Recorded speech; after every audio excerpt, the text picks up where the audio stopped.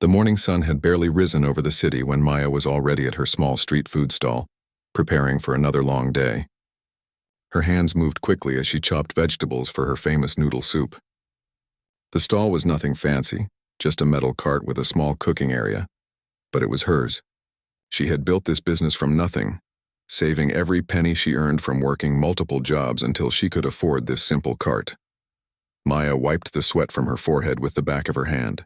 The early morning air was already getting warm, and soon the heat from her cooking would make it even hotter. She didn't mind, though.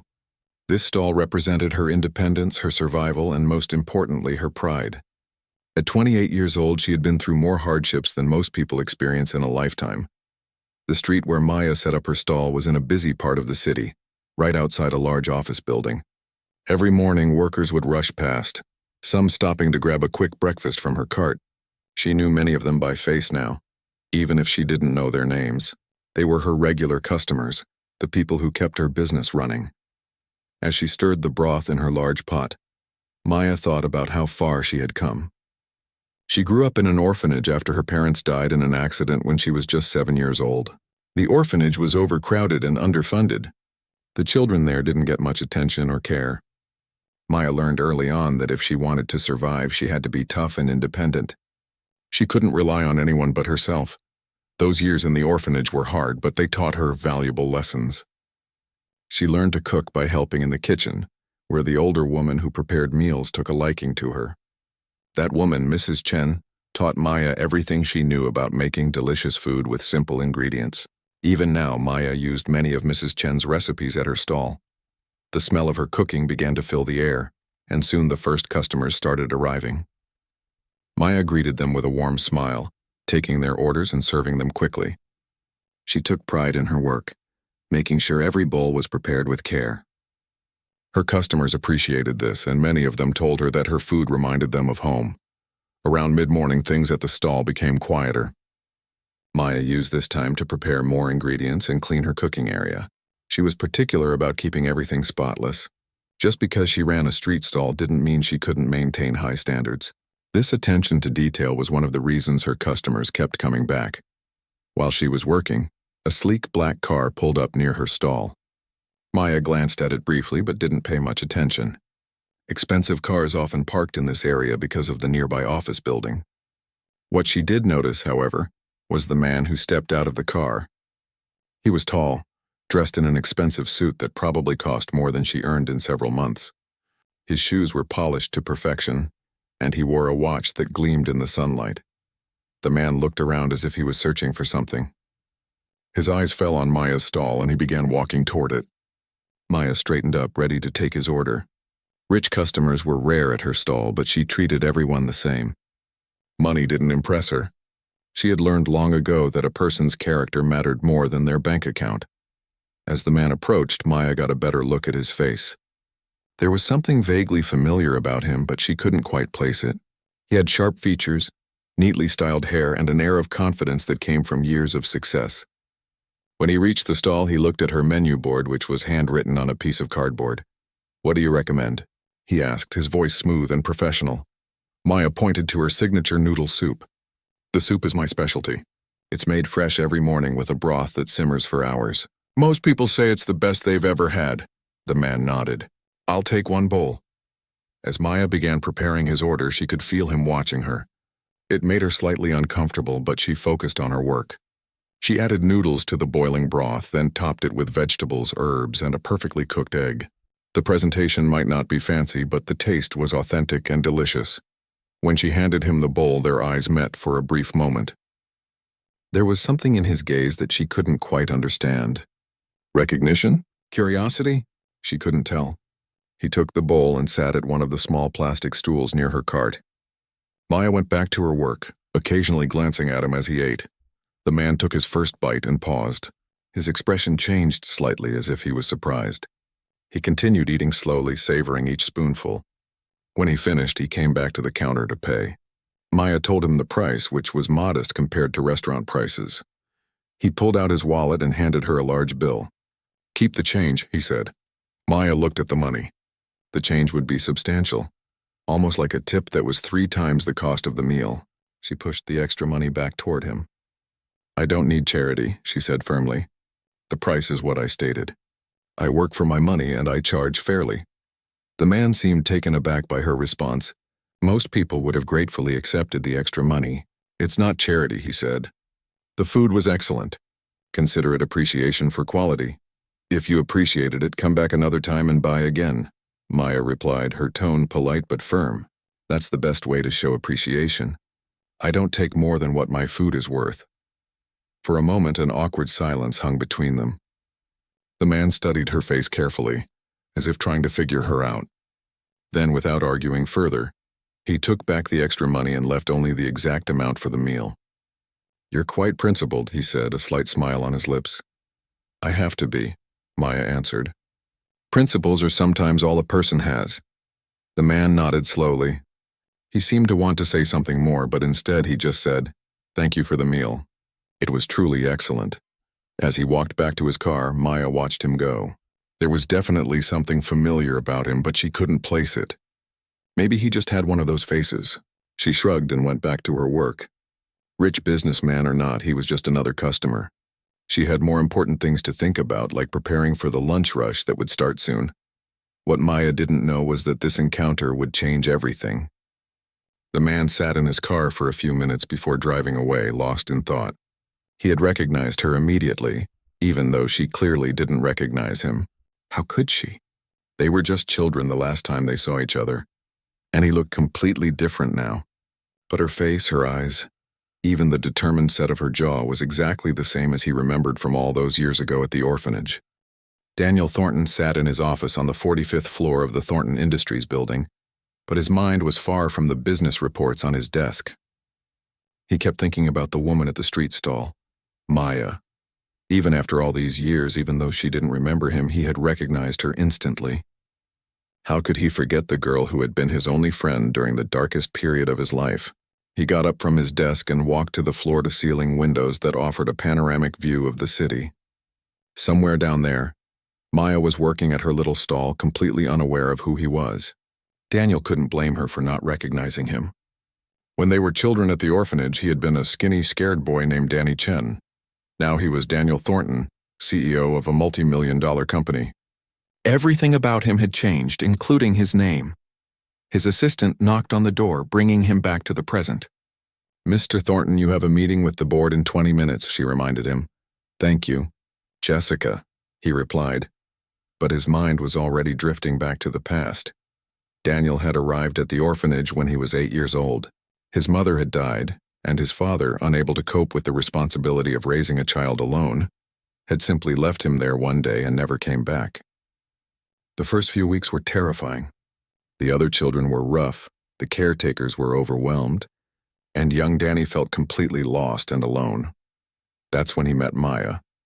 She was a year younger than him, but she had been at the orphanage longer and knew how things worked. She found him crying in a corner one day, trying to hide from the older boys who had been bullying him.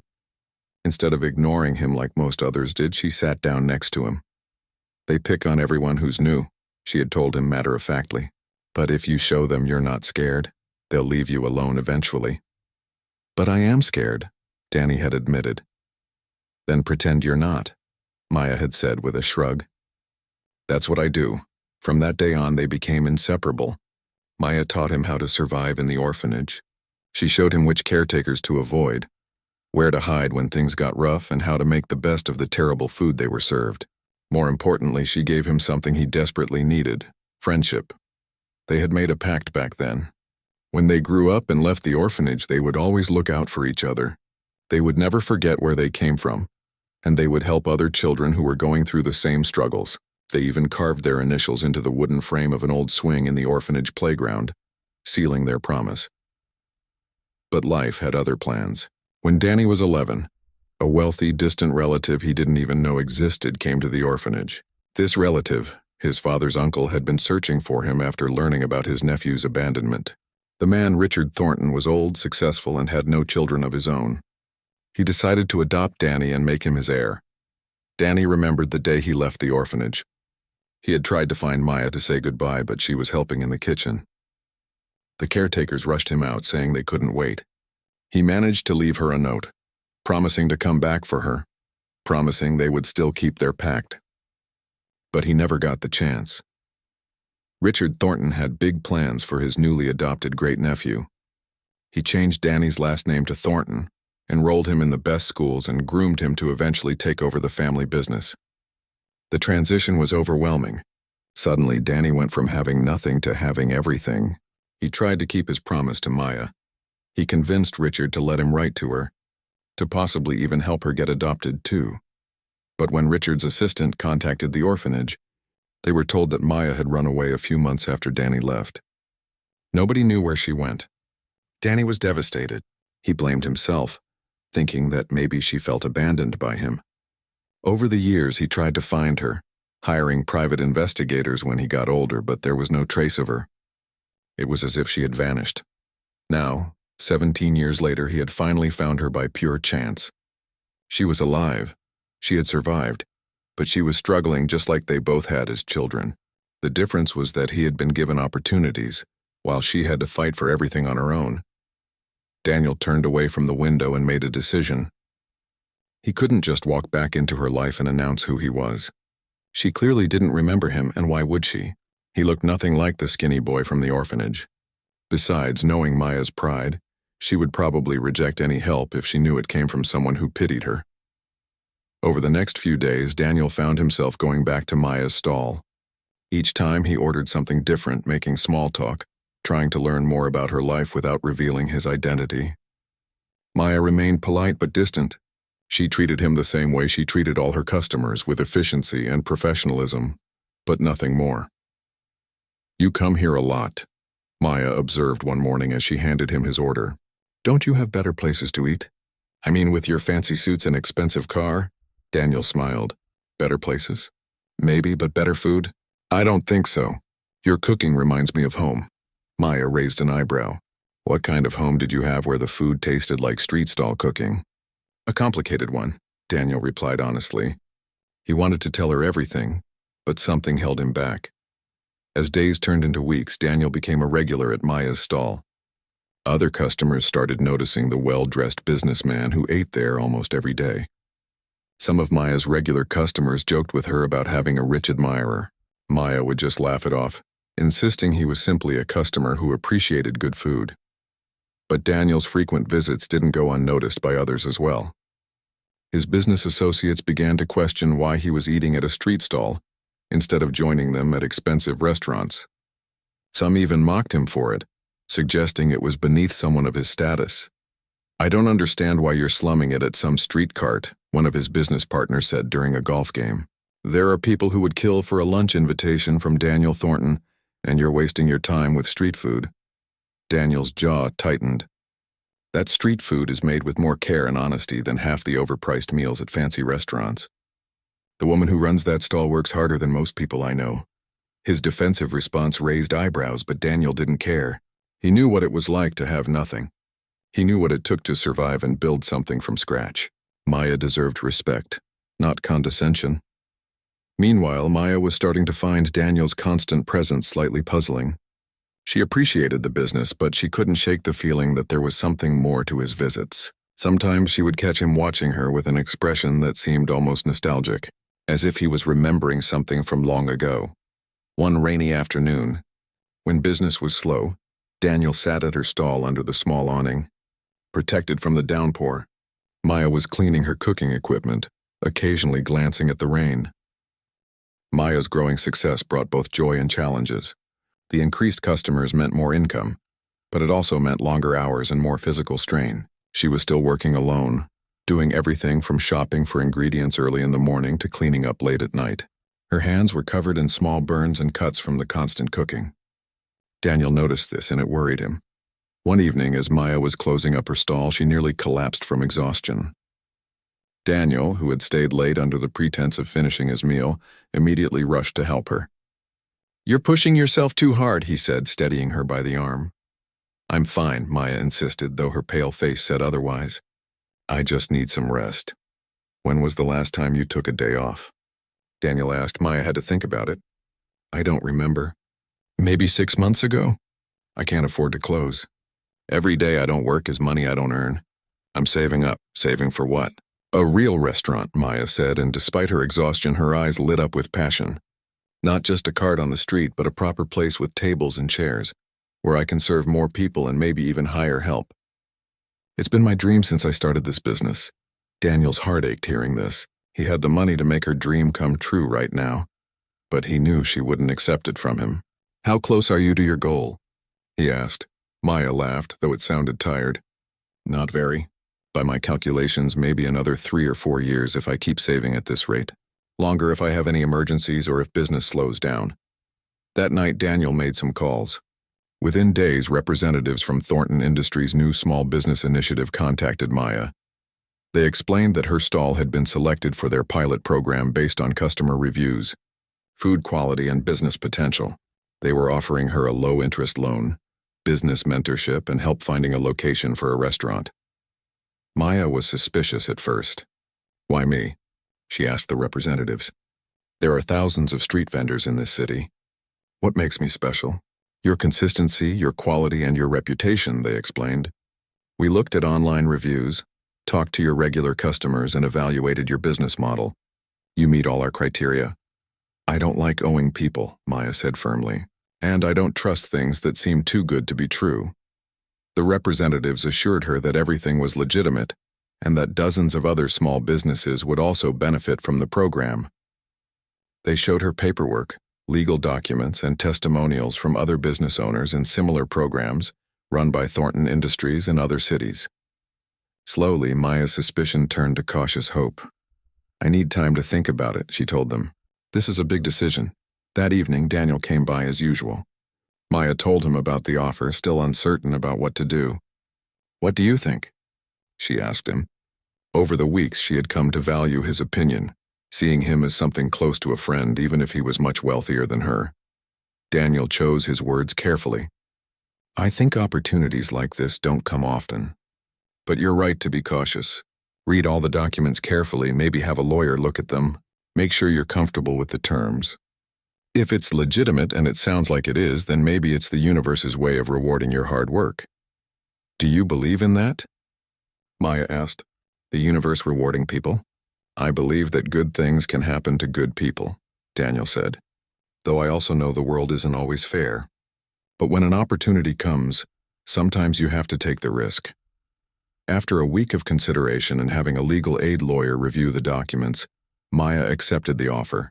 The next few months were a whirlwind of activity. She found a small but perfect location for her restaurant, a place that had been a closed-down cafe. With the loan and guidance from the program's business advisors, she renovated the space. Daniel watched from the sidelines, offering subtle help whenever he could without making it obvious. He connected her with reliable contractors through mutual acquaintances, ensured health inspectors were fair and helpful rather than difficult, and even anonymously donated kitchen equipment through the program, claiming it was from previous participating businesses that had upgraded. Throughout this process, Maya worked harder than ever. She was at the new restaurant space every day, often staying late into the night to paint walls, arrange furniture, and plan her menu. Daniel would sometimes stop by, bringing coffee or food, and would end up helping with whatever task she was doing. You don't have to help me, Maya told him one evening as they painted the walls together. You've already done enough by being a loyal customer and, well, a friend. Daniel paused, paintbrush in hand. It was the first time she had called him a friend. I want to help, he said simply. Besides, I have a stake in this. I need to make sure my favorite place to eat succeeds. Maya smiled, and for a moment they worked in comfortable silence. Then she said, You know, you're not what I expected when I first saw you. I thought you were just another rich guy who had everything handed to him, someone who couldn't possibly understand what it's like to struggle. What changed your mind? Daniel asked, his heart beating faster. The way you treat people, Maya answered. You're respectful to everyone, whether they're a CEO or a street vendor. You listen when people talk. You help without making a big show of it. That tells me you've probably faced your own challenges, even if your life looks perfect now. Daniel wanted so badly to tell her the truth, to reveal that he understood her struggles better than she could imagine, because he had lived them alongside her, but he still held back. Their friendship was growing naturally, and he didn't want to complicate it with revelations from the past. Not yet, The restaurant finally opened 3 months later. Maya named it Second Chances, a name that reflected her own journey from the streets to having her own establishment. The opening night was modest but meaningful. Her regular customers from the street stall came to support her, and word of mouth brought in curious new patrons. Daniel was there, of course, sitting at a corner table and watching Maya in her element. She moved through the restaurant with confidence, greeting customers, checking on the kitchen, making sure everything was perfect. She looked happy in a way he had never seen before, and it filled him with a sense of accomplishment that no business deal had ever given him. As the night wound down and the last customers left, Maya sat down at Daniel's table, exhausted but beaming. "We did it," she said. "I actually have a restaurant. Sometimes I still can't believe it's real." "You did it," Daniel corrected. "This was all your hard work, your recipes, your vision. But you helped make it possible," Maya said seriously. "I know the business program was legitimate, but I also know you had something to do with it. I'm not stupid. The timing was too convenient, and I've seen how you've been helping behind the scenes." "You don't have to stay," Maya told Daniel as the rain continued to pour. "I'm sure you have important places to be." "Not really," Daniel replied, watching the raindrops create small rivers along the sidewalk. "Sometimes it's nice to just sit and not think about business for a while." Maya studied him curiously. "You seem different from most rich people I've met. They usually can't wait to show off how important they are." "Maybe I'm not as different as you think," Daniel said quietly. "Everyone has a story. Mine just happens to have an unexpected middle chapter." Before Maya could ask what he meant, a group of teenagers approached the stall, laughing and pushing each other playfully. They were drenched from the rain, their school uniforms soaked through. Maya recognized them as students from a nearby school who sometimes stopped by for snacks. "Miss Maya, can we get some noodles?" one of them asked. "We're starving." "Of course," Maya replied, immediately getting to work. As she cooked, she listened to their chatter about school, homework, and their dreams for the future. She found herself smiling at their enthusiasm and innocence. Daniel watched the interaction with interest. He noticed how Maya's demeanor softened around the young people, how she gave them extra portions without charging more, and how she listened to their stories with genuine interest.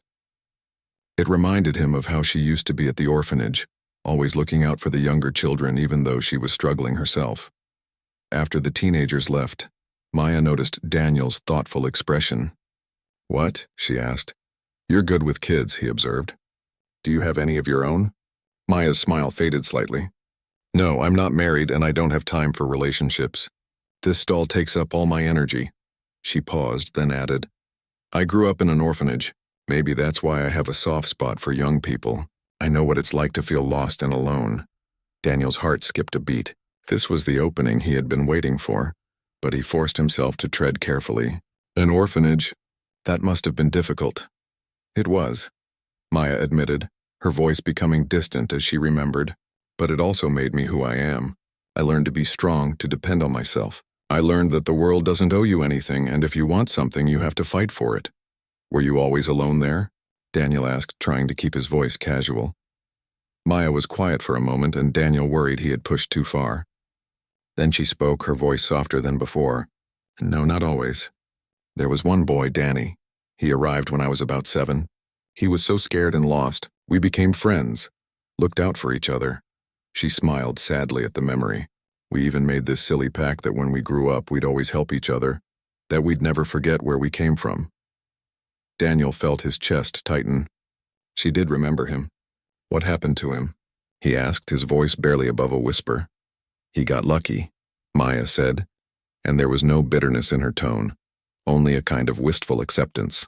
"Some rich relative adopted him and took him away to a better life. I was happy for him, really. At least one of us got out." She paused. "He left me a note saying he'd come back, that he wouldn't forget our promise. But he never did. I don't blame him, though. People move on. Their lives change. Why would someone who had everything want to remember the hard times?" The words hit Daniel like a physical blow. She thought he had forgotten her, that he had abandoned their promise. "Maybe he tried to find you," Daniel suggested carefully. "Maybe circumstances made it impossible." Maya shrugged. "Maybe. Or maybe it's easier to forget the past when the present is comfortable.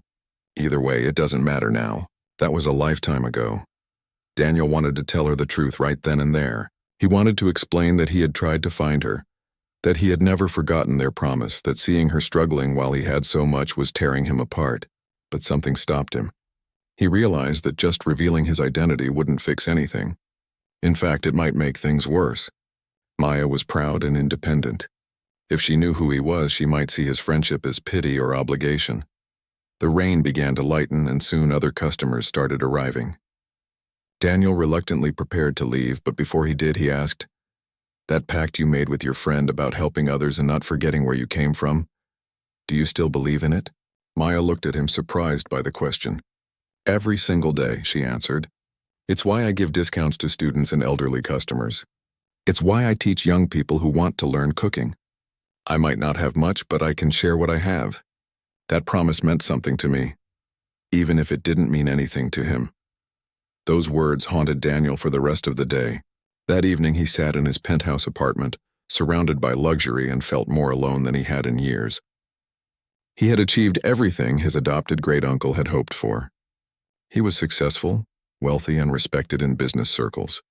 But what good was any of it if he couldn't help the one person who had mattered most to him when he had nothing? He made a decision that night. He would help Maya, but he would do it in a way that respected her pride and independence. He couldn't just throw money at her problems. That would insult everything she stood for. He needed to be strategic, to create opportunities rather than handouts. The next morning, Daniel called a meeting with his marketing team. "I want to launch a new initiative," he announced. "We're going to highlight small local businesses, particularly food vendors, and help them expand. We'll provide interest-free loans, business training, and marketing support. But here's the key: it has to be merit-based.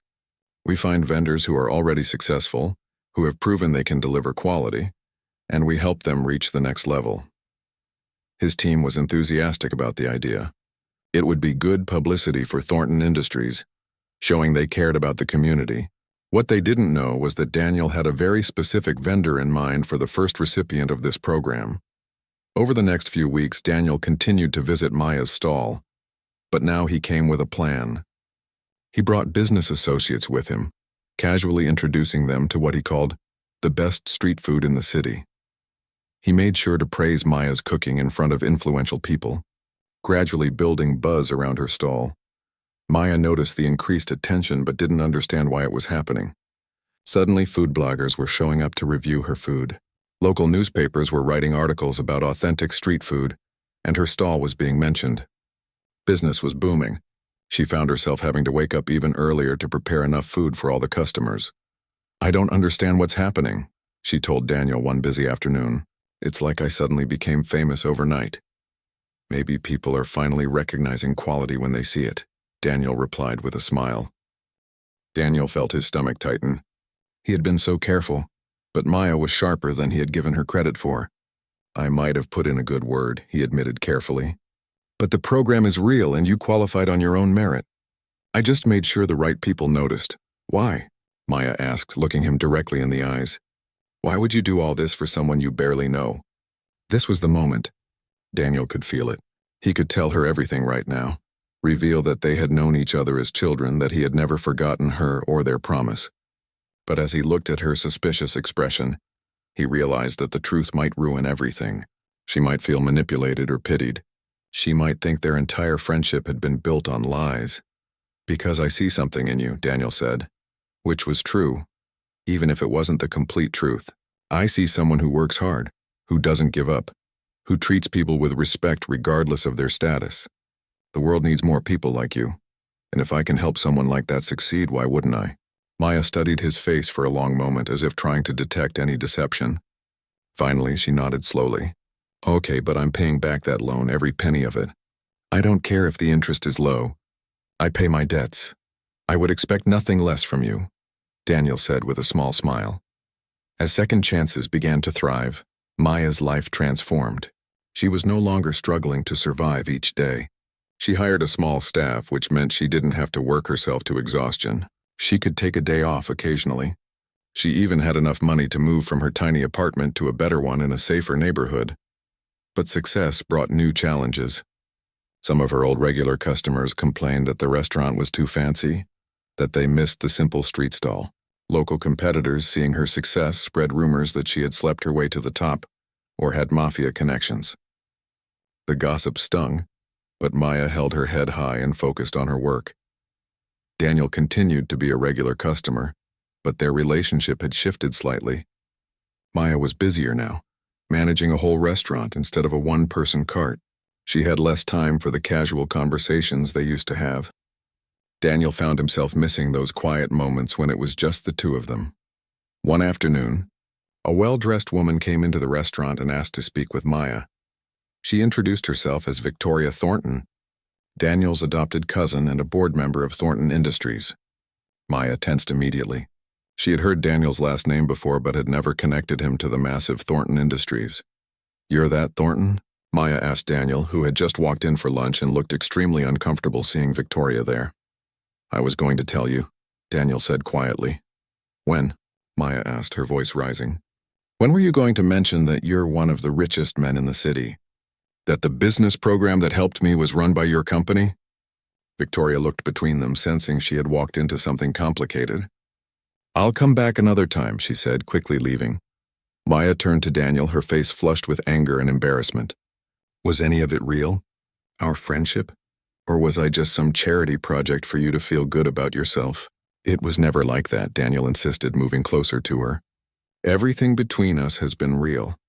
"How can I believe that?" Maya demanded. "You lied to me. You let me think you were just a customer, just a regular person, when all along you were manipulating everything behind the scenes." "I didn't manipulate anything. The program was real. Your qualification was based on merit, and yes, I might have made sure your application got proper attention. But everything you achieved was because of your own talent and hard work." "That's not the point." Maya's voice cracked. "The point is you weren't honest with me. You know how much I value honesty, how much I hate pity, and this whole time you were feeling sorry for the poor street vendor, playing some kind of savior." "I never pitied you," Daniel said firmly. "I admired you. I still do. And I wasn't playing savior. I was just trying to help someone I care about." "Why do you care about me?" Maya challenged. "Give me one real reason why someone like you would care about someone like me." This was it. Daniel couldn't avoid the truth any longer. "Because I made you a promise 20 years ago," he said quietly. "A promise to always look out for you, to never forget where we came from." Maya froze. Her anger seemed to drain away, replaced by confusion. "What are you talking about?" "My name wasn't always Daniel Thornton," he said, his voice steady despite the emotion threatening to overwhelm him. "It used to be Danny Chen. We grew up together at Sunrise Orphanage. You found me crying in a corner on my first day there. You taught me how to survive. We carved our initials into the swing set frame and made a pact." Maya's face went pale. She took a step back, shaking her head. "No, Danny was a scared little boy." "You're nothing like him. People change," Daniel said gently. "We grow up. I was adopted by my great-uncle, Richard Thornton. He changed my name, gave me a new life. But I never forgot you, Maya. I tried to find you. When I came back to the orphanage, they said you had run away. I looked for years. You left me a note," Maya whispered, tears forming in her eyes. "You said you'd come back. I tried. I swear I tried. By the time my uncle let me contact the orphanage, you were already gone. I hired investigators when I got older, but there was no trail to follow. And then months ago, I walked up to your stall and there you were. After all these years, I finally found you." Maya sank into a chair, her mind reeling. Memories from childhood flooded back. The scared boy with big eyes who used to share his meager portions with her. The way they would whisper plans about their future lives when the lights went out at night. The day he left, when she had felt so abandoned and alone that she could barely breathe. "Why didn't you tell me right away?" she asked, her voice barely audible. "Because I saw your pride," Daniel admitted, sitting down across from her. "I saw how important your independence was to you. I was afraid that if you knew who I was, you'd either see me as the boy who abandoned you or as a rich man trying to ease his guilt. I wanted us to build something real, a genuine friendship as adults before bringing up the past." "But you manipulated things anyway," Maya said, though her voice had lost its anger. "You created that business program for me." "I created it for dozens of vendors," Daniel corrected. "Yes, I designed it with you in mind, but others have benefited too. And every requirement was real. You had to qualify on merit. I just made sure you had the opportunity. Would you have preferred I did nothing? That I watched you work yourself to exhaustion when I had the means to help? Maya was quiet for a long time, processing everything. Finally, she asked, "Did you keep the promise? About not forgetting where you came from?" Daniel nodded. "Thornton Industries has funded 3 orphanages. We provide scholarships for children in foster care. We run job training programs for disadvantaged youth. I never forgot, Maya. And seeing you again, seeing that you kept our promise too in your own way, it reminded me why all of that matters." "I don't know what to feel right now," Maya admitted. "Part of me is angry that you weren't honest. Part of me is overwhelmed. And part of me is just sad for 2 kids who had to survive in a place where nobody cared about them." "I understand if you can't forgive me for not telling you sooner," Daniel said. "But I need you to know that every moment we've spent together since I found you has been genuine. My friendship with you isn't about the past or about guilt. It's about who you are now. The incredible person you've become despite everything." Maya wiped away a tear. "You really tried to find me?" "For years," Daniel confirmed.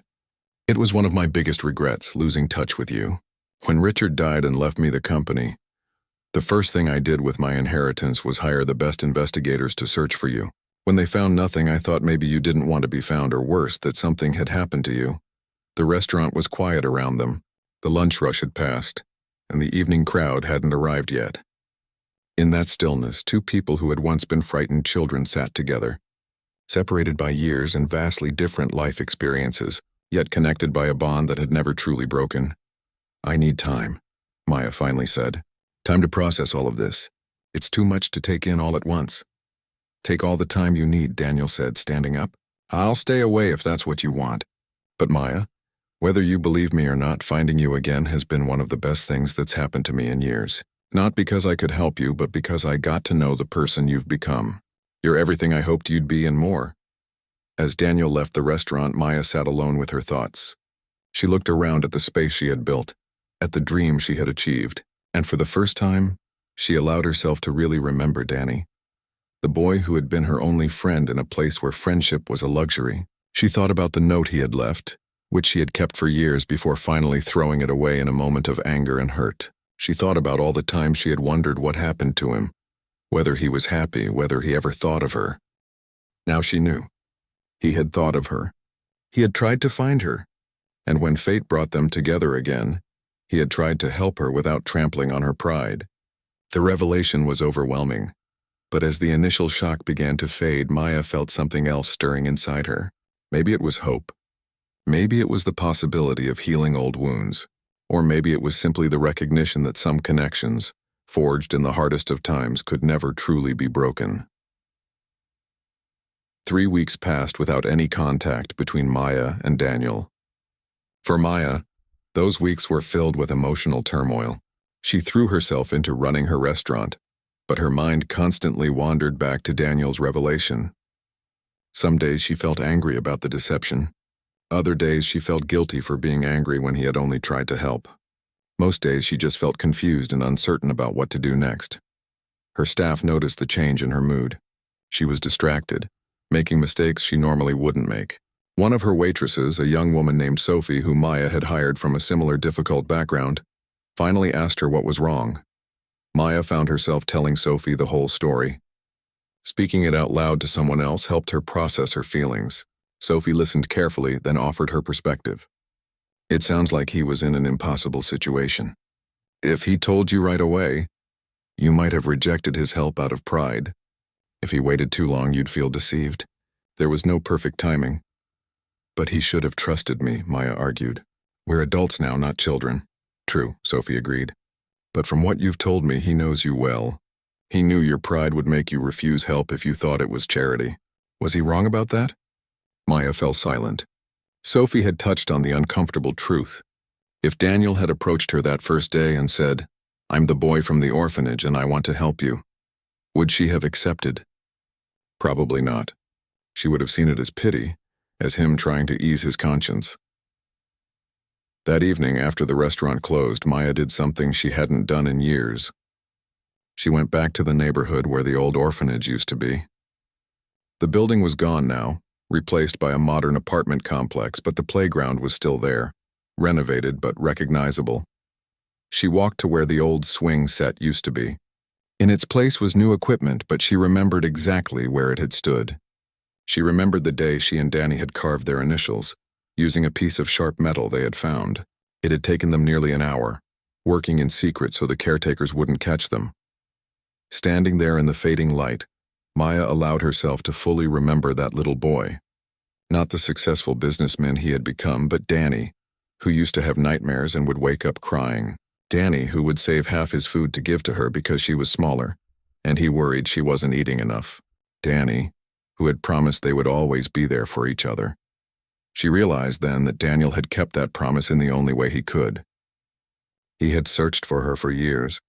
When he finally found her by chance, he had tried to help while respecting the strong, independent woman she had become. Maybe his methods weren't perfect, but his intentions had been good. Maya pulled out her phone and stared at Daniel's number. She had saved it months ago when they had first become friends.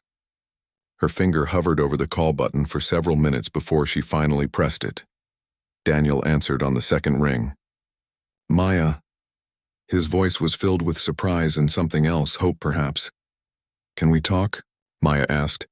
In person? Of course. Where and when? The old orphanage site. Or what's left of it. Tomorrow morning, before I open the restaurant. There was a pause. I'll be there. The next morning, Maya arrived at the playground just as the sun was rising. She sat on one of the new swings, gently rocking back and forth. Daniel arrived a few minutes later, dressed casually in jeans and a sweater, looking more like the regular person she had initially thought he was than the CEO he actually was. He sat on the swing next to her, and for a moment they just swung in silence, like two kids might have done years ago. Finally, Maya spoke. I've been thinking about everything you said. About the past, about why you didn't tell me who you were. And? Daniel asked, his voice cautious. And I think I understand why you did what you did. I don't agree with all of it, but I understand. If you had told me immediately, I probably would have pushed you away. My pride would have gotten in the way of accepting any help, even from an old friend. I should have told you sooner, Daniel said. Once we became friends, I should have trusted you with the truth. Yes, you should have, Maya agreed. But I also should have recognized that the help you offered wasn't about pity. It was about keeping a promise we made as children. Daniel stopped swinging and turned to look at her. I never stopped thinking about that promise, Maya. Even when I couldn't find you, even when I thought I might never see you again, I tried to honor it by helping others who were in situations like ours.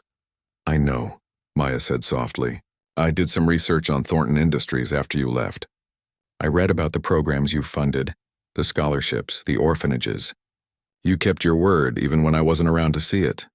You kept yours too, Daniel pointed out. The way you help young people at your restaurant, the way you give chances to people others have given up on. We might have taken different paths, but we both ended up in the same place. Trying to help others the way we wished someone had helped us. Maya smiled, and it was the first genuine smile she had managed in weeks. We were quite a pair of idealistic kids, weren't we? We still are, Daniel said, returning her smile. Just with more resources now. So where do we go from here? Maya asked. We can't go back to pretending you're just a regular customer. No, we can't, Daniel agreed. But maybe we can move forward as friends who are honest with each other. Friends who understand where each other came from and what we've both survived. Friends, Maya repeated, testing the word. But real friends this time. No more secrets, no more manipulating things behind the scenes. No more secrets, Daniel promised. Although I reserve the right to recommend your restaurant to everyone I know. That's just being a good friend and a satisfied customer. Maya laughed, and it felt good to laugh again. I suppose I can live with that. They sat there for a while longer, talking about their memories from the orphanage, filling in the gaps of the years they had been apart. Daniel told her about the strange, difficult transition to wealth, how he had felt like an imposter for years in his new life. Maya told him about the years after she ran away from the orphanage, the job she had taken, the struggles she had faced, and the determination that had kept her going. Why did you run away? Daniel asked gently. After I left, Maya was quiet for a moment. Because it hurt too much to stay. You were the only person there who made it feel like less of a prison. After you left, even with your note promising you'd come back, the place felt empty. I waited for months, but you never came. I told myself you forgot about me, that you had a new fancy life and didn't need the poor orphan girl anymore. So I left. I was barely 12, stupid and stubborn, but I survived. I'm so sorry, Daniel said, his voice heavy with regret. If I had known, if I could have done anything differently. Don't, Maya interrupted him. We were children. Neither of us had control over what happened. You got an opportunity that changed your life, and I made my own way. We can't change the past, but we can decide what we do with the present. You're right, Daniel acknowledged. And in the present, I'd like to have my friend back if she'll have me. Maya extended her hand. Friends. For real this time. Daniel shook her hand, then pulled her into a hug. Maya stiffened for just a moment before relaxing and hugging him back. It felt like something broken was finally being mended. A wound from childhood finally beginning to heal. As they left the playground together, walking toward the street where they had both parked, Maya felt lighter than she had in weeks. The anger and confusion had been replaced by something better, understanding and forgiveness. They made plans to have lunch together later that week, and this time, Maya insisted on cooking for him at her restaurant after hours, just the two of them like old friends catching up. Over the following months, Maya and Daniel rebuilt their friendship on a foundation of honesty. Daniel introduced her to parts of his world, taking her to charity events for the orphanages he funded. Maya was uncomfortable at first in these fancy settings, but she quickly realized that her perspective, someone who had actually lived through the system they were trying to improve, was valuable. At one such event, Maya gave a speech about her experiences. She talked about what it was like to grow up without parents, to feel invisible and unwanted. She spoke about the small kindnesses that had made a difference, like Mrs. Chen teaching her to cook, and about the friendship that had given her hope during the darkest times. There wasn't a dry eye in the room, and by the end of the evening, donors had pledged twice the expected amount. Daniel watched her with pride. This was the Maya he remembered, brave and honest, but now she also had a platform to make her voice heard. After the event, he told her, "You were amazing tonight. You changed people's minds and hearts." "I just told the truth," Maya replied. "If sharing my story can help even one kid in the system have a better experience, then it's worth any discomfort I feel at these fancy parties." Their renewed friendship also brought changes to both their lives in unexpected ways. Daniel found himself questioning some of his business practices, looking at things through the lens of someone who understood struggle. He pushed for better wages for Thornton Industries' lowest-paid employees and improved working conditions at their factories. Maya, meanwhile, began to think bigger than just her restaurant.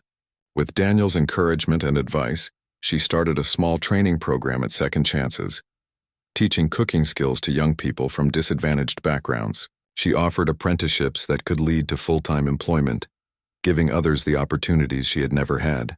One of her first apprentices was a 17-year-old named Marcus, who had aged out of foster care with nowhere to go. Maya saw herself in him, the defensive posture, the distrust of kindness, the fierce determination to make it on his own. She took him under her wing, just as Mrs. Chen had once done for her. Daniel visited the restaurant one day and found Maya teaching Marcus how to properly prepare her signature noodle soup. The scene reminded him of something, and he realized it was like watching history repeat itself in the best possible way. The cycle of hardship was being broken, replaced by a cycle of mentorship and opportunity. "You're doing what we promised," Daniel said to Maya later after Marcus had left for the day. "You're helping kids like we were." "We both are," Maya corrected. "Your programs have helped hundreds of children. My little training program is small in comparison." "Size doesn't matter," Daniel said. "You're changing lives directly, one person at a time. That's just as important as funding programs. Maybe more so because you're there, hands-on, showing them that someone who came from where they came from can succeed." As the months turned into a year since their reunion, Maya and Daniel settled into a comfortable friendship. They had dinner together once a week, sometimes at her restaurant, sometimes at his place where he would attempt to cook and she would laugh at his efforts. They attended charity events together, worked on initiatives to help disadvantaged youth, and supported each other through the challenges of their respective careers. Victoria, Daniel's cousin, eventually became friends with Maya, too.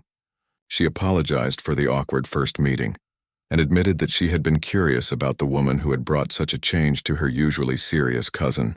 "He's different now," Victoria told Maya. "Happier, more grounded. Whatever reconnecting with you did, it was good for him."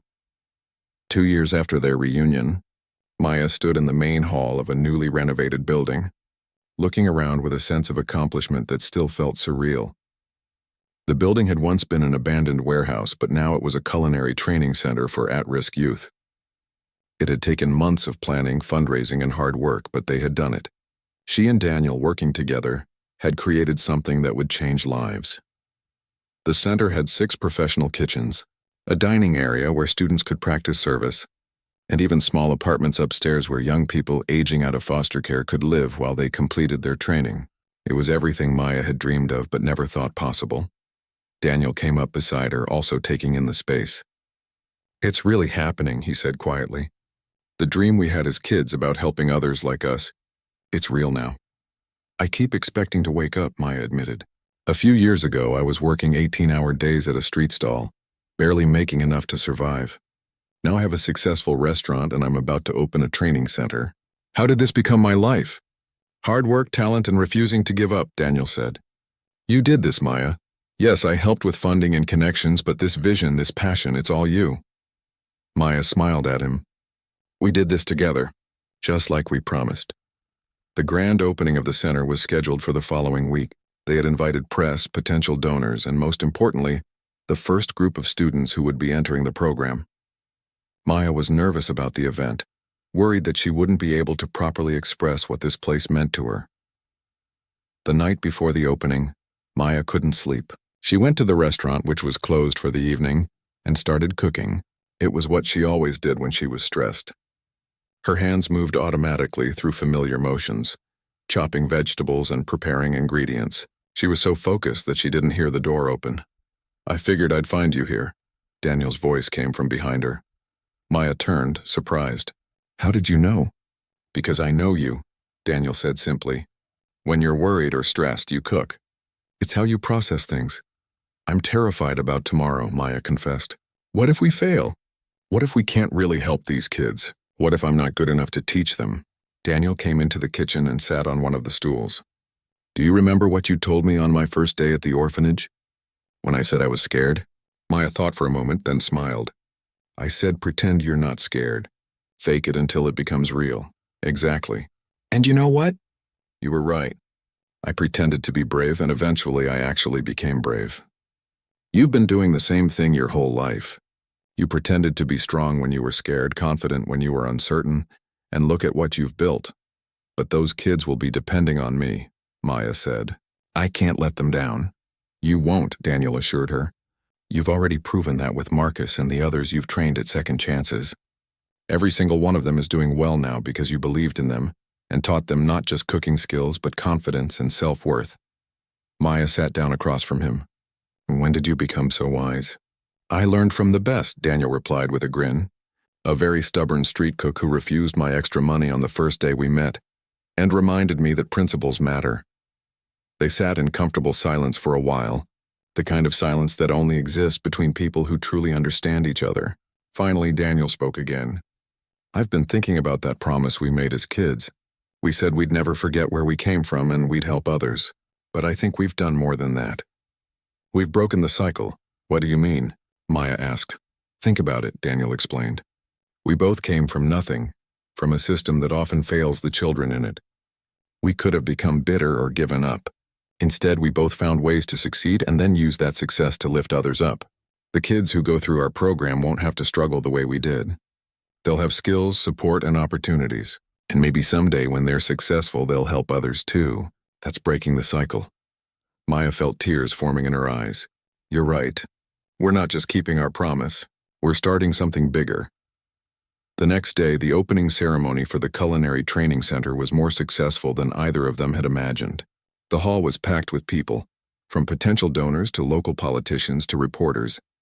But the most important attendees were the 15 young people who would be the first students in the program. Teenagers and young adults from foster care, group homes, and difficult situations. Maya gave a speech, and this time she wasn't nervous. She looked out at the young faces in the audience and spoke from her heart. She told them her story, about growing up in an orphanage, about running away at 12, about struggling on the streets and working her way up from nothing. She told them about the promise 2 scared kids had made to each other, and how that promise had led to this moment. This place exists because someone believed in me when I didn't believe in myself, Maya said, glancing at Daniel, who stood off to the side. It exists because I learned that accepting help isn't weakness, it's wisdom. And it exists because I know what it's like to feel invisible and unwanted. And I never want another young person to feel that way. You all matter. Your dreams matter. And this center is here to help you achieve those dreams. The applause was deafening. Several of the young people in the audience were crying, including Marcus, who now worked as a sous chef at Second Chances and would be helping teach at the new center. After the ceremony, as people mingled and toured the facilities, one of the new students approached Maya. She was a 16-year-old girl named Rosa who reminded Maya of herself at that age, all defensive edges and hidden vulnerability. "Is it really true?" Rosa asked. "That you were in foster care too?" "It's really true," Maya confirmed. "I know how hard it is. I know what it feels like to think nobody cares about your future." "And you really made it?" Rosa pressed. "You're not just saying that to make us feel better?" Maya smiled and gestured around them. "I'm standing here, aren't I? I own a successful restaurant. I'm running this training center. None of it was easy and none of it happened overnight. But yes, I really made it. And you can too." Rosa nodded slowly, and Maya could see the hope starting to break through the defensive wall. "I'm scared I'm not good enough." "That's okay," Maya said gently. "I'm still scared sometimes. But you know what I learned? Being scared means you care. It means you're invested in your future. Use that fear as fuel, not as a reason to give up." As evening fell and the last of the guests departed, Maya and Daniel stood in the empty hall, exhausted but satisfied. They had done it. They had created something meaningful, something that would outlast them and impact generations. "We kept our promise," Maya said softly. "We did more than that," Daniel replied. "We turned childhood dreams into reality." Maya thought about the scared 7-year-old girl she had been, hiding in corners of the orphanage, wondering if anyone would ever care about her. She thought about the determined woman she had become, building a life through sheer willpower and hard work. And she thought about the future, about all the young people who would pass through these doors and find hope where there had been none. "Thank you," she said to Daniel, "for never giving up on finding me, for keeping your word even when I wasn't there to see it, for being my friend." "Thank you," Daniel responded, "for being the kind of person worth keeping promises for staying true to who you are despite everything you went through, for reminding me what really matters." They locked up the center and walked out into the cool night air. Tomorrow, the real work would begin as they started training their first group of students. There would be challenges ahead, obstacles to overcome, and probably some failures along with the successes. But they would face it all together. Two people who had started with nothing and built something extraordinary. As they said goodbye and headed to their respective cars, Maya looked back at the building one last time. Above the door, illuminated by spotlights, was the center's name, Second Chances Culinary Institute, where promises become possibilities. She smiled, remembering 2 children carving their initials into a swing set, making promises about a future they could barely imagine. Those promises had seemed impossible at the time, just wishful thinking from kids who had no power to change their circumstances. But they had both held on to those promises, carrying them through years of struggle and success until finally, impossibly, those childhood dreams had become reality. Maya got into her car and drove home through the city streets, past the place where her old stall used to be, past the orphanage site where they had reconnected. Her life had come full circle. But it was a circle that spiraled upward, lifting others as it rose. And somewhere in the city, Daniel was probably thinking the same thoughts, grateful that fate had brought them back together and given them the chance to finally, truly keep the promise they had made so long ago.